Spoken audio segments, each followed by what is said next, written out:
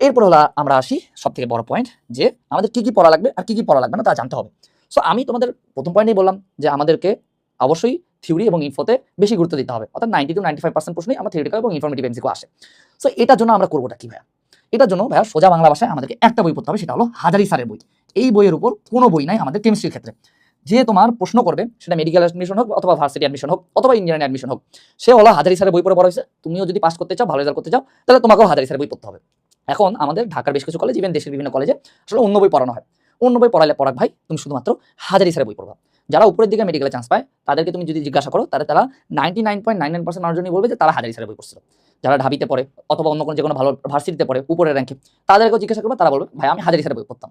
তুমি যদি বুয়েটের মানুষজনদেরও জিজ্ঞাসা করো, ম্যাক্সিমাম অ্যান্সার দিবে যে তারা তাদের ইন্টার লাইফে হাজারি স্যারের বই পড়তো। শেষের দিকে আসে কনসেপ্ট বুক আর ইঞ্জিনিয়ারিং কোশ্চেন বক্স সলভ করছে, বাট মেইন বই ছিল কি? হাজারি স্যারের বই। সো তুমি যদি একাডেমিক প্লাস অ্যাডমিশনে ভালো রেজাল্ট করতে চাও, তাহলে তোমাকে অবশ্যই হাজারি স্যারের বই পড়তে হবে।